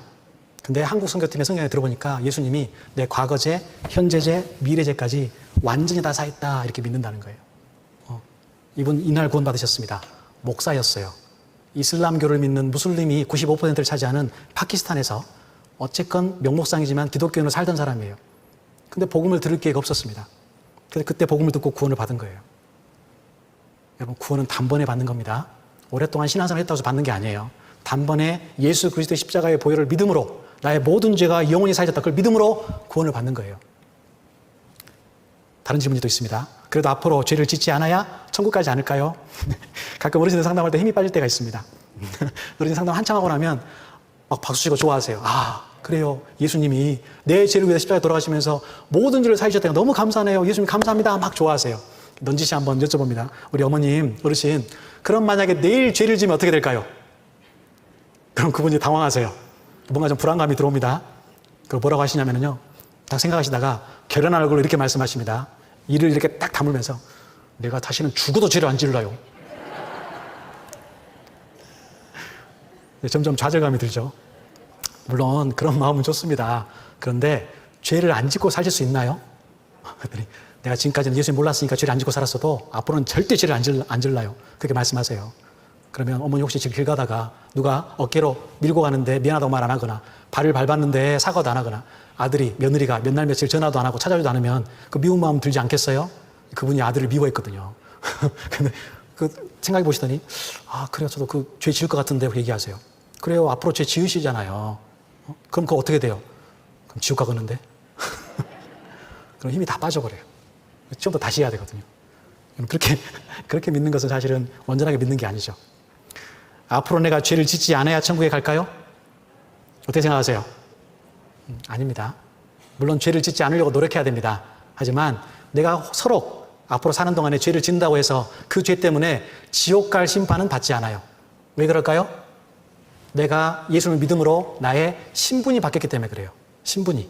여기 보시면 요한복음 1장 12절 영접하는 자 곧 그 이름 예수님을 믿는 자들에게는 하나님의 자녀가 되는 권세를 주셨으니 예수 그리스도를 믿으면 예수님의 이름이 뭔지 아세요? 예수님의 이름이 구원이거든요. 아들을 낳으려는 이름을 예수라 하라. 이는 그가 자기 백성을 저희 죄에서 구원할 자이심이라 라고 말씀하시거든요. 즉 예수님의 이름을 통해 예수님을 믿음으로 구원을 받은 사람은 하나님의 뭐가 돼요? 자녀가 돼요. 하나님의 아들이 되는 거예요. 아들이 되기 때문에 그때부터는 죄를 지어도 죄의 종류가 바뀌는 겁니다. 너희가 다시 무수하는 종의 영, 즉 죄의 종이죠. 그 죄의 영을 받지 아니하고 양자의 영, 하나님 아버지의 아들이 됐어요. 양자의 영, 성령을 받았으므로 아바 아버지, 아바는 아빠란 말입니다. 아빠 아버지라고 부르짖느라 하나님을 이제는 아버지, 아빠라고 부를 수 있다는 거예요. 왜요? 하나님의 뭐가 됐으니까요? 아들이 됐으니까, 자녀가 됐으니까. 구원 받는 순간 우리의 신분이 바뀝니다. 그래서 구원 받기 전 하나님은 나의 심판자예요. 나는 지옥 갈 수밖에 없는 죄인이었죠. 무엇 때문에요? 나의 죄 때문에. 근데 그 죄를 예수님께서 십자가의 피로 다 갚아주셨어요. 이제 나는 더 이상 하나님 앞에 심판받을 죄가 없어요. 그럼 이제 내가 뭐가 됐습니까? 하나님의 아들이 됐어요. 하나님은 나의 아버지가 됐습니다. 그렇기 때문에 이제는 나의 죄의 종류가 바뀌었다는 거예요. 구원받기 전에는 나는 하나님 앞에 죄인이고 상태도 죄인입니다. 그죠? 여전히 최선을 가지고 죄를 짓고 살았어요. 근데 구원받은 이후에 나의 신분은 의인이에요. 하나님의 아들이 됐습니다. 그 중요한 게 있습니다. 나는 어때요? 죄를 지을 수 있는 상태예요. 천사처럼 앞으로는 절대 죄를 안 지을 그런 사람이 됐어요. 여전히 나는 죄인이에요. 어떤 분들은 구원받으면 죄를 전혀 안 지은 걸로 생각합니다. 아닙니다. 구원받아도 여전히 우리의 상태는 죄인이에요. 죄성을 갖고 있기 때문에. 하지만 우리의 신분이 바뀌었습니다. 하나님의 아들로 의인이 됐어요. 그렇기 때문에 구원받기 전에 하나님은 나의 재판장인 심판자였지만 이제 나의 아버지가 됐죠. 나는 심판받을 죄인이었지만 이제 하나님 앞에 아들이 된 겁니다. 그런데 여전히 죄를 지어요, 안 지어요? 죄를 지어요. 구원받기 전에도 죄를 지었죠. 근데 그때 죄는 재판장 앞에서의 죄예요. 그 죄 때문에 심판받아 지옥에 가죠. 하지만 이제 구원받은 이후에 짓는 죄는 하나님의 아들로서 짓는 죄예요. 여러분 어떠세요? 집에 있는 아들이 죄를 지으면 경찰서로 끌고 가요. 매 때리고 야단치고 그걸로 해결해요. 어렸을 때. 어린 자녀가 죄를 집니다. 돈을 훔쳐가든지 아니면 뭔가 나쁜 짓을 해요. 그럼 어때요? 바로 경찰서 끌고 가시죠? 바로 감옥에 넣어버리시죠? 왜 그렇게 안 하세요? 죄 지었는데. 아들이니까. 그거예요. 옆집 아들이 우리 집에 물건 훔쳐가면 저는 두 말 안고 경찰서에 데리고 갑니다. 왜요? 제 아들이 아니거든요. 근데 제 아들이 제 물건을 훔쳐가도 저는 감옥에 보내진 않습니다. 대신 징계는 나죠. 왜 그럴까요? 아들이니까. 우리의 신분이 바뀐 거예요. 상태는 여전히 죄인입니다. 죄를 짓고 살아요. 물론 죄를 안 지으려고 노력해야 되죠. 하지만 아직도 죄성이 남아있기 때문에 부지불식간에 짓는 죄들이 있어요. 그 죄를 지을 때 하나님이 징계를 하십니다. 지옥에 보내진 않으세요. 하지만 징계는 하세요. 아들이니까. 제가 몇 년 전에 알츠하이머 걸린 할머니하고 상담을 하는데요. 그분이 계속 이것을 모르셔요. 신분의 변화를. 예수님이 십자가의 피로 다 가져가셨다는 걸 아는데 내일 죄지면 어떻게 돼요? 그러면 지옥 가요. 계속 반복을 한 30번을 했습니다. 그분께 그 설명을 드렸습니다. 우리 어머니 아들 있죠. 아들 있습니다. 아들 있으면 아들이 만약에 살다가 죄를 지면 어떻게 하시죠? 회초리 들어요, 안 들어요? 회초리 듭니다. 그렇게 얘기하시더라고요. 그럼 회초리 때린 다음에 호적에서 파요, 안 파요? 그때 안 판다 그러시더라고요. 왜 안 파요? 죄 지었는데 호적에서 파버려야지, 나쁜 놈의 자식. 그랬더니 그분이 펄쩍 뛰면서 아이고, 아들인데 어떻게 호적에서 판다요? 그러시더라고요. 마찬가지라고. 구원받은 사람은 하나님의 아들로서 천국 호적에 기록이 된 거라고. 그죠? 천국 갈 수 있는 하나님의 자녀가 된 거잖아요. 천국 갈 수 있는 하나님의 호적에 들어간 겁니다. 근데 그 사람도 죄를 지어요. 그럼 그 사람이 죄를 지으면 하나님이 그 하나님의 아들이 된 사람에게 매를 들까요, 안 들까요? 들어요. 왜요? 아들이니까. 그거 때린 다음에 천국 호적에서 팔까요, 안 팔까요? 왜 안 파요? 아들이니까. 그 알츠하이머 걸린 분도 그렇게 대답하셨어요. 안 판다고. 그분이 그걸 이해하시더라고요. 아, 내가 하나님의 아들이 됐으니까 하나님이 내가 혹시 죄를 짓더라도 징계는 하시지만 호적에서, 천국 호적에서 파진 않겠구나. 그렇게 이해를 하시더라고요. 맞죠? 예. 죄를 마음대로 지으라는 소리 아닙니다. 착하게 살아야 돼요. 구원받은 사람은 정말 착하게 살아야 됩니다. 그런데 그게 우리 구원의 조건이 아니라 구원의 결과라는 거예요. 착하게 사는 게. 아시겠죠? 예. 이건 아주 중요하기 때문에 제가 이 말씀을 드립니다. 하나님은 반드시 징계하세요. 앞서 말씀하셨죠? 징계하지 않으면 오히려 사생자입니다. 잘못 살면 반드시 징계하세요. 그런데 그때마다 나는 회개하면, 작은 일에 대해서는 회개하고 돌이키면 하나님과의 관계가 회복이 되죠. 여기 회개에는 두 가지 종류가 있습니다. 구원받을 때 하는 회개와 구원받은 이후에 하는 회개가 있어요. 구원받을 때, 즉 하나님 앞 자녀가 되기 전에 하는 구원의 회개는 이례적이에요. 죄인으로서 회개하는 거예요. 아, 나는 지옥 갈 수밖에 없는 죄인이구나. 하나님, 제발 저를 용서해 주십시오. 그 돌이키는 회개, 이례적인 회개를 통해서 죄인은 구원을 받습니다. 하나님의 자녀가 되는 거예요. 그 근거는 십자가의 보혈이죠. 그리고 구원받은 이후에도 우리는 계속해서 다회적으로 죄를 지을 때마다 회개를 해야 되는 거예요. 이건 하나님의 아들로서 회개입니다. 하나님의 관계를 회복하기 위해서 우리가 하나님 앞에 계속해서 회개를 하는 거예요. 이 회개를 하지 않는다고 해서 지옥 가는 건 아닙니다. 하지만 하나님의 관계가 문제가 생겨요. 아들이 아빠한테 큰 죄를 지었는데 아빠한테 용서를 빌지 않아요. 그럼 어때요? 그런 애매한 상태, 껄끄러운 상태 계속 가겠죠? 관계에 문제가 생기는 거예요. 근데 그 아들이 죄를 짓고 난 다음에 아버지 앞에 자복하고 아버지 용서해 주십시오. 그럼 큰 죄에 대해서는 아버지가 징계를 내리겠죠? 작은 죄는 고백함으로 끝나는 겁니다. 그럼 어때요? 다시 아버지와 함께 다정한 관계를 맺을 수가 있는 거예요. 그게 구원받은 이후에 우리의 회개를 말합니다. 자복을 반드시 해야 되는 거예요. 그러면 하나님이 그걸 용서해 주십니다. 구원받기 전의 회개는 죄로 인한 심판과 멸망으로부터 완전한 해방을 가져오고, 구원받은 이후의 회개는 자녀로서 자백을 통해서 하나님 아버지와 교제가 회복이 됩니다. 그래서 이 회개도 구원 전과 후가 다른 거예요. 아시겠죠? 이게 정말 중요한 말씀이죠. 요한복음 10장 28절 29절 말씀 같이 읽으시죠. 내가 저희에게 영생을 주노니 영원히 멸망치 아니할 터이요 또 저희를 내 손에서 빼앗을 자가 없느니라. 저희를 주신 내 아버지는 만유보다 크심에 아무도 아버지 손에서 빼앗을 수 없느니라. 이걸 이중의 보호라고 합니다. 앞 28절에서는요. 내가 저에게 영생을 주노니, 여기 나는 누구냐면 예수님이세요. 예수님이 우리에게 영생을 주십니다. 저희를 그래서 영원히 멸망치 않는데요. 그래서 저희를 내 손, 예수님 손에서 빼앗을 자가 없답니다. 예수님 손에 우리는 잡혀 있습니다. 그런데 29절에 저희를 주신 내 아버지는 만유보다 크심에, 즉 우리가 예수님 손에 잡혀 있는데 여기는 29절에 누가 잡고 계세요? 하나님이 예수님이 잡고 있는 나를 또 잡고 계세요. 이중의 보호라고 해요. 여러분, 누가 하나님 손에서 우리를 빼앗을 수가 있겠습니까? 절대 없죠.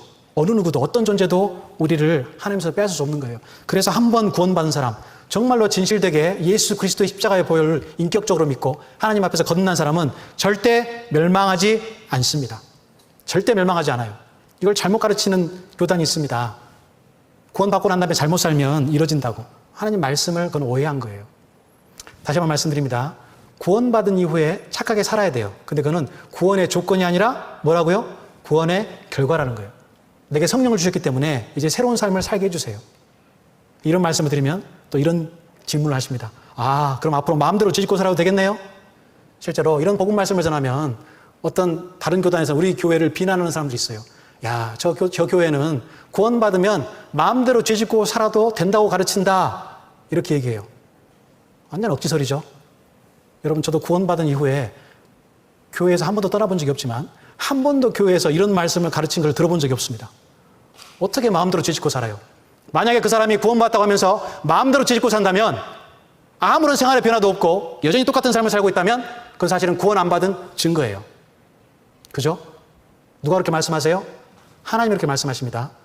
여기 예수님께서 요한복음 8장에서 가늠 중에 잡힌 여인 앞에서 하신 말씀이 있어요. 그 여자를 잡아온 그 바리새인들과 유대인들은 모세는 율법에 이러한 여자를 돌로 치라 명하였거니와 선생은 어떻게 말하겠나이까 예수님을 시험하기 위해서 물어본 겁니다. 그때 예수님께서 이렇게 대답하시죠. 너희 중에 죄 없는 자가 먼저 돌로 치라. 어땠어요? 어떤 일이 났죠? 나이가 많은 사람부터 젊은이까지 돌을 놓고 갔습니다. 왜 노인들이 먼저 돌을 놓고 갔을까요? 죄송합니다. 죄가 많기 때문이에요. 인생을 살면 살수록 어때요? 죄가 적어요, 많아요? 죄가 많죠. 그러니까 자기들부터 돌을 놓고 간 거예요. 이제 여자와 예수님만 남았습니다. 예수님께서 어떻게 하셨을까요? 예수님은 죄 없는 분이니까 돌을 들어서 여자를 내려쳤을까요? 아닙니다. 예수님 이렇게 말씀하셨어요. 나도 너를 정죄하지 않으노니. 그 다음 말씀이 중요합니다. 같이 읽으실까요? 가서 다시는 죄를 범치 말라. 여자를 구원해 주셨습니다. 나도 너를 정죄치 아니하노니. 이게 구원이에요. 근데 그 구원받으면 어떻게 살라고요? 가서 다시는 그런 죄를 범치 말라라고 말씀하셨어요. 이게 구원받은 사람의 올바른 삶입니다. 어떻게 구원받은 사람이 마음대로 죄 짓고 살 수가 있어요? 로마서 6장 1절 2절에도 그런즉 우리가 무슨 말하리요? 은혜를 더하게 하려고 죄에 거하겠느냐? 그 다음 같이 읽으시죠. 그럴 수 없느니라. 죄에 대하여 죽은 우리가 어찌 그 가운데 더 살리요? 구원받았는데 마음대로 죄 짓고 산다고요? 죄를 지으면 지을수록 은혜가 더해지니까? 그럴 수 없다니까요. 그런 말이 성경에 어디 있어요? 그렇게 가르치는 사람들 다 이단입니다. 어떤 교단은 그렇게 가르쳐요. 구원받은 사람은 마음대로 죄 짓고 살아도 된다고, 심판 안 받는다고. 성경에 어디 그런 말씀이 있습니까? 계속해서 반복해서 말씀하세요. 그런즉 어찌하리요? 우리가 주의 법 아래 있지 아니하고 은혜 아래 있으니 죄를 지으리요? 같이 읽으시죠. 그럴 수 없느니라. 구원을 받았으니까 마음대로 죄 짓고 살아도 된다고요? 답은 뭐예요? 그럴 수 없느니라니까요. 진짜 은혜를 받았다면 절대 그 죄를 자기 스스로 즐길 수가 없습니다. 이런 이야기를 하나 드리겠습니다. 바닷가에 홀 어머니와 초등학교 다니는 아들이 하나 살고 있어요. 그 아이는 여름만 되면 가방을 던져놓고 바닷가에 가서 놀기를 좋아합니다. 수영을 못해요. 그러니까 엄마는 좀 걱정이 되는 거예요. 혼자 바닷가에서 놀고 있으니까 혹시라도 파도가 갑자기 휩쓸어가지고 그 아들을 쓸고 가버리면 어떨까. 걱정이 돼가지고요. 아들에게 아가 오늘은 나가지 말고 엄마랑 같이 놀자. 항상 그렇게 얘기해요. 근데 아들은 엄마 말 잘 안 듣고 엄마 괜찮아요. 그냥 바닷가에서 놀게요. 하고 항상 바닷가로 놀러 갑니다. 어느 날 여름이 왔어요. 그날도 마찬가지로 아들은 가방을 던져놓고 바닷가로 놀러 갔습니다. 몇 시간이라도 돌아오지 않는 거예요. 엄마가 불안한 마음에 바닷가로 달려가 봤습니다. 가봤더니 아들이 없는 거예요. 모래사장에 신발은 있는데 아들이 없는 겁니다. 저 멀리 바다를 보니까 뭔가 사람의 형체가 물에 들어갔다가 나왔다 하고 있어요. 아들이 갑자기 밀어닥친 그 이안유라고 하잖아요. 파도에 휩쓸려가지고 쑥 가버린 겁니다. 발이 닿지 않는 곳까지. 그래서 계속 소리 지르다가 도와준 사람이 없으니까 힘이 없어가지고 겨우 물 위에 떠 있는데 곧 죽게 생겼어요. 엄마도 수영을 못합니다. 근데 어때요? 엄마 그대로 있을까요? 들어갈까요? 들어갑니다. 겨우겨우 어떻게 해서 아들인데 가가지고 아들을 계속 밀어냈어요. 결국 아들이 발이 닿는 데까지 밀어낼 수가 있었습니다. 아들은 살았어요. 근데 엄마도 수영을 못해요. 엄마는 힘이 빠져서 그만 죽어버렸습니다. 돌아가셨어요. 엄마의 장례식이 치러졌습니다. 그 다음에 여름이 왔어요. 어때요? 그 아들 다시 바닷가로 갈까요? 다시 가서 놀까요? 안 놀겠죠. 왜요? 왜 안 나가죠? 왜 바닷가로 안 가죠? 네, 자기 때문에 엄마가 죽었거든요. 여러분 이거 이해하긴 합니다만은 구원받은 사람의 마음이 그렇습니다. 우리 지금까지 아무것도 모르고 마음대로 죄 짓고 살았어요. 근데 나의 그 죄를 위해서 예수님이 돌아가셨어요. 그걸 정말 심각하게 깨달았다면 예수님을 못 박은 그 죄를 어떻게 즐길 수 있겠냐고요. 그죠? 아마 어쩌면 여기 계신 분들 중에 구원받았다고 하면서 마음대로 죄 짓고 살고 여전히 말이 거칠고 여전히 세상 것 좋아하고 그렇게 사는 분 계실지 모르겠어요. 죄송합니다. 그건 아닐 수 있습니다. 은혜를 받은 사람은 반드시 변합니다. 사람은 율법으로 변하는 게 아니라 은혜를 받을 때 변하는 거예요. 저도 그렇게 변했습니다. 제가 앞서 말씀드렸듯이 그 다른 교단을 다닐 때는요. 죄를 지을 때마다 그때그때 고백하면 되니까 오히려 죄를 즐기고 살았어요. 나중에 예수님께서 나를 위해서 그 모든 죄를 십자가에서 사해주셨다 그 은혜를 받았을 때는요, 정말 죄를 고의적으로 지을 수가 없더라고요. 물론 죄를 짓고 삽니다. 죄성이 있기 때문에. 근데 그 죄를 즐길 수는 없었습니다. 죄를 짓더라도 반성하고 다시 돌이키는 그런 마음들이 매일매일 올라왔거든요. 여러분, 그게 구원받은 그리스도인의 정상적인 삶이에요. 은혜를 더하게 하려고 죄에 거하겠느냐? 그럴 수 없는 일입니다. 여러분, 하나님은 우리를 선한 일에 열심하는 친백성이 되게 하시려고 우리를 구원해 주신 거예요. 구원받은 사람은 착하게 살아야 됩니다. 구원받은 사람은 그 구원의 증거가 뭐냐? 말에 있는 게 아니에요. 그 사람의 삶의 열매에 있는 겁니다. 열매를 봐 그들을 알지니. 구원받은 이후에 반드시 변화가 있어야 돼요. 그게 구원의 증거예요. 여러분, 그리고 그 뒤에는 이제 교회에 거하는 삶을 살아야 됩니다. 진정한 교회의 의미는 불러낸 자라는 뜻이에요. 에클레시아라고 되어 있는데요. 하나님께서 구별시킨 예수 그리스도의 보혈로 구별한 사람, 그 사람입니다. 정말 구원을 받으셨다면 이제 교회 안에 거하는 삶을 살아야 됩니다. 왜요? 이 교회 안에 하나님의 은혜가 부어지고 있거든요. 여기 시간이 다 됐으니까요. 이 말씀만 드리겠습니다. 이제 신앙생활에 4가지 요소가 있습니다. 말씀, 교제, 기도, 그리고 전도가 있어요. 하나님은 내게 말씀을 주십니다. 그럼 난 매일매일 그 말씀을 공급받아야 돼요. 그리고 나의 삶을 하나님께 아뢰는 하나님과의 대화가 있어야 됩니다. 그게 기도예요. 이거 하나님과 나의 관계입니다. 그리고 교회 안에 거함으로써 구원받은 성도와 함께 교제하는 삶을 살아야 되는 거예요. 그리고 구원받지 않은 세상 사람들을 전도하는 그런 삶을 살아야 됩니다. 그걸 위해서 나를 구원해 주셨어요. 그런 삶을 살다가 우리가 주님 앞에 갔을 때 큰 칭찬과 영광과 존귀를 받는 것이죠. 그걸 위해서 나에게 교회를 주신 겁니다. 여기 신앙생활 4대 요소 말씀드렸고요. 여기 마지막으로 우리 신앙의 자세와 목표를 함께 살펴보고 마치겠습니다.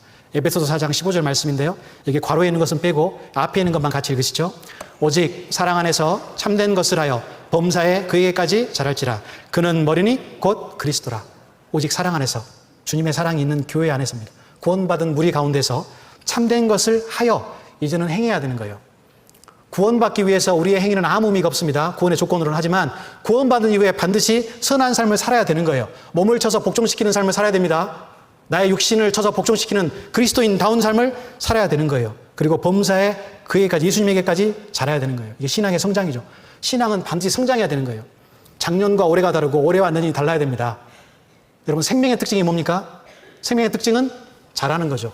척박한 아스팔트 땅이라도 민들레씨가 떨어지면 거기서 싹이 나오잖아요. 그게 생명의 작용이지 않습니까? 정말 하나님의 생명이 내 안에 심어져 있다면 나는 성장이 있어야 되는 거예요.